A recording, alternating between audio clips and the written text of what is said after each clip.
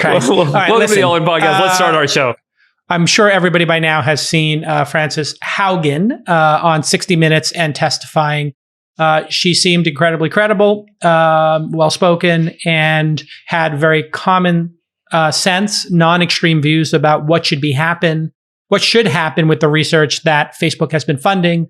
That shows, like other media forms, Instagram and Facebook have a really terrible effect on young people, specifically young girls and body dysmorphia, which seems to be the one thing that is landing pretty well. Her suggestions were not to break up Facebook. Hers was to have a regulatory body and to do soft interventions. If you don't know soft interventions. Her suggestions were worse than breaking up Facebook. Well, soft interventions, let's get to that, include things like, hey, in order to retweet the story on Twitter, you probably should read it first. She thinks she wants to reform, or she's an advocate for reforming Section 230 in relation, I think, to the algorithms. And the idea here would be that the algorithms are making an actual editorial decision, which is something that I remember in the YouTube early days. They said, we will not feature your videos that you're making, but we will have the algorithm pick them because that keeps our safe harbor. Zuckerberg came back and wrote a spirited defense, basically saying, why would we do this research if we didn't care? The people at this company care a ton. Sacks and the entire Peter Thiel cobble of acolytes and friends are coming on strong as pro Facebook. I'll have him talk about that. He thinks it's Facebook. It's laughable that people are addicted to Facebook, yada, yada. So who wants to go first? You, Chamath, or Sacks? Well, look, here, let me say a couple of things. I think that the title of Zuck's internal company post could have been titled "Nah." Which basically was his way of saying this is ridiculous and I don't believe it. The thing that she asked for in substance is a little different than what the DOJ did with Microsoft in 2000, but in form is actually quite similar, which basically is like gumming up how the internal product development would work inside the company. And the most damaging thing you already saw, which is that they had a bunch of planned product releases and then they put them on ice. And I think this is really where, unfortunately, the most damage gets done, because engineers won't really tolerate that for some amount of time, right? They'll put up with it initially, but you've had, I think like a 20% reduction in stock price. So you had, you lost $200 billion of market cap. There's probably going to be more turbulence in the company. You can sustain and get through all of it as long as the engineers hold the line. But if you basically slow down and put a pin in their ability to generate code and to put out features, on the margins, enough people, I think, will get frustrated and leave. And I think the way that she, what she is asking for was tantamount to that. And I think that's the really destructive part of what could go on here. So they need to get this pinned down quickly. Get in front of regulators, get some laws passed, whether it's Section 230 or whatever. That's the path to salvation for Facebook.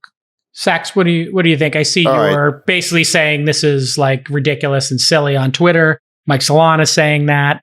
Obviously, Peter Thiel's on the board of Facebook, and you're gonna have to give me time to unpack this, JK, without getting hysterical, because there's a lot to go hysterical. over here. I'm literally throwing it to you in a non-hysterical way. You think that there's nothing to this, and you think it's ridiculous. Let's understand what this really was, okay? You have this so-called whistleblower who is working with the staff at the Senate Judiciary Committee, giving documents to the Wall Street Journal, and then appears on 60 Minutes in this great unveiling. 36 hours later, she's testifying on Capitol Hill. That does not happen. These Senate committees do not operate that fast. This was coordinated. She's got a well-known Democratic operative named Bill Burton working for her. She's got a team of lawyers. She's got a PR team. This coordinated by who? This is a coordinated hit, okay, by anti-Facebook forces, starting with the Senate Judiciary Committee, who want to regulate. Who? She's working with the staff, Jake. Jason, stop. You're already interrupting. Jason, stop. I'm asking you who. You said she's working with somebody. I want to know who it is. Just let him make this argument and then just stop. I want to hear what he has to say.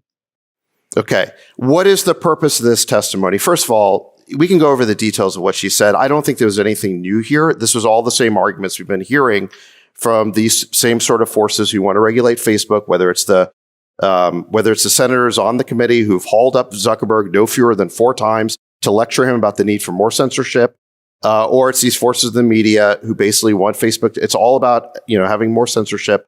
But in any event, there was nothing really new there. What this really was corroboration and of the same talking points we've been hearing for years.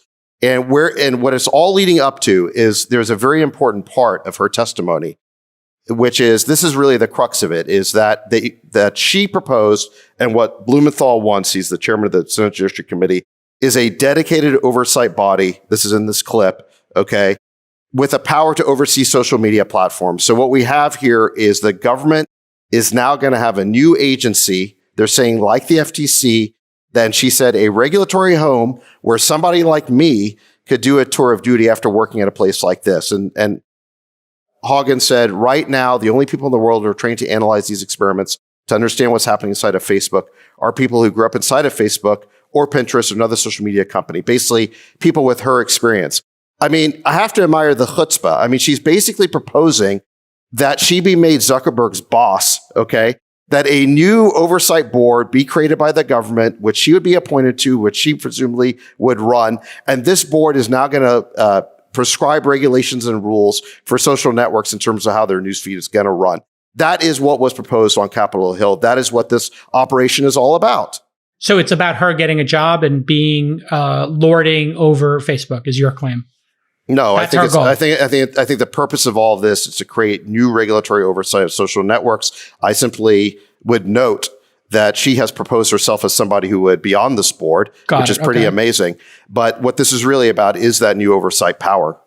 And is that a Republican or a are you insinuating it's Democrats who want to regulate this, or all politicians want to regulate this because they're scared of Facebook having too much power? Which I think we all agreed Facebook has too much power in the public You've square. had the leaders on the Senate Judiciary Committee now for months calling up Zuckerberg and Dorsey and other social media leaders and basically lecturing them on the need to censor more, to take down more material. That is their objective. This is not a conspiracy theory on my part. This is expressly what they've said. Okay. Now, until now, is it left or right or both? Let me come to that. I think the Republicans are a little bit confused on this issue, but let me get to that. So what you've heard until now is attacks on the supply side of the platform. So what they've advocated is deplatforming people with heterodox views, dissenting voices, and they have been deplatformed in large numbers. Obviously, it started even before Trump, but certainly the sitting president of the United States was deplatformed. YouTube just took down 1 million COVID videos because they disagree with official position on COVID. So until now, the censorship has been on the supply side of the platform. What they're advocating for now is censorship on the demand side of the platform, which is, we're going to rewrite these newsfeed rules. Okay. We're going to rewrite them because we can't give people what they want. They're making these algorithms sound like they're these incredibly evil, sinister things. All the algorithms do at the end of the day is give the user more of what they're looking for. Okay. Well, and hold on a second. That is not good enough for these politicians. They want to rewrite those rules. That's not actually what they said. They want to rewrite these rules to determine what people see. No. What they said about the algorithms was that the algorithm had a multiplier on it, and that this multiplier of people resharing it, re-engaging the content would lead people, and this was statistically proven in Facebook's own research, that things that were either misinformation or that were supercharged, polarizing issues, they would rise quicker, which then gave people not what they wanted in their feed. They gave people what would increase the length of a stay on Facebook or on YouTube or on Twitter for that matter. And they think the antidote for this is to maybe not allow things in the algorithm to go viral, because what you're doing is saying things that are either misinformation or polarizing or will make things go to the top of the list. And maybe we don't want that as a society. Let me intervene with a point of view on this, because I think you're headed down a path that, to me, I don't think actually speaks to what's really going on. It sounds like there's some sinister architecture here that's driving this outcome. If you I never said that. Yeah. Well, I mean, it's implied because it's like, oh, well, they're multiplying sinister stuff. I'm saying they just care about length of stay on the site. My belief is they just want it to They grow. care about revenue. Yes, that's exactly my point, Chamath. They care about what consumers want to consume, and consumers demand what they want to consume. So think about media in the old days, right? We used to have books that an author would put out every year. And so the author would get feedback on the book. And so it would be 1 year on that feedback cycle.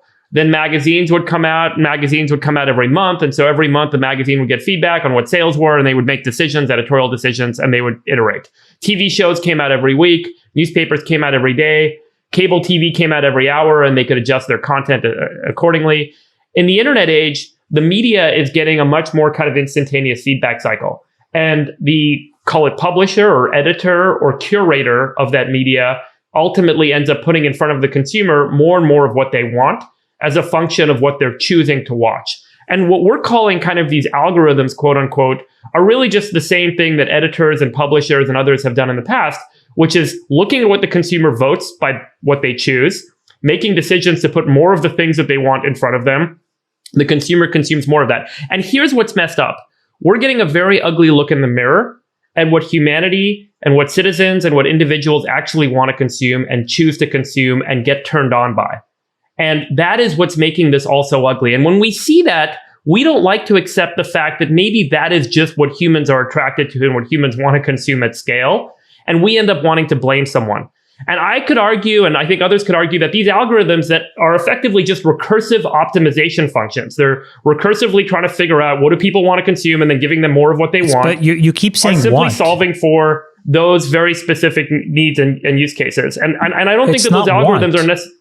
Go ahead, Chamath. Why is it not want? I'm interested in that, unpacking it. No, everything Friedberg says is absolutely right, but it's not the word want. It's not what they want. It's what they will react to the most. And sometimes what they react to the most subconsciously want. I don't know, but my point is that there's a, I guess I don't use Facebook, but they went from thumbs up and thumbs down when I was there to like this nuance, like there's likes, there's tears, there's angry reshares. Right? But there's also analytics like, data on engagement, right? Like on how long someone's watching a video or... What I saw in there was that there was an amplification of things that were more extreme emotional reactions. Right. Now, and the point is that I think everything you said is absolutely right. The algorithms are amplifying. I think all I would say is I would restate what you're saying is these algorithms tend to amplify the things that are the most extreme and elicit a reaction. Yeah. Those reactions aren't necessarily the things that you want. Those are the things that you will react to the most. And by the way, algorithm wants to serve you. That's why you see that the top 10 things that are reshared the most often tends to be very extreme, right? Fundamental emotional responses are typically associated with things that I think we call hedonism. And the things that you can ignore your emotional responses and take another course of action, we typically call altruism or what have you.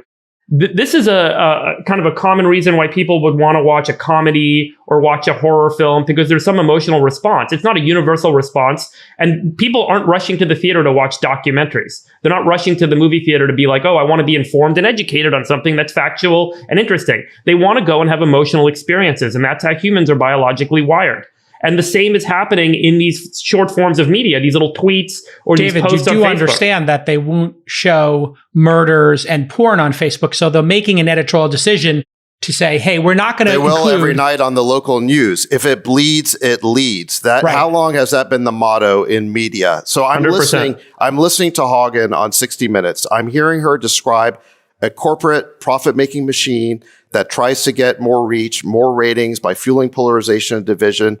And I'm thinking, is she talking about cable news? That's what she's talking about, isn't she? Is she talking about the New York Times? Is she talking about the traditional media? Because every single thing she said about how social media fuels polarization and division applies to the media. And yet those same voices in the traditional media are the first ones howling about Facebook and calling for its regulation. It is completely hypocritical because the real purpose here is not to reduce divisiveness or polarization in our society. The regulations on Facebook will not do that.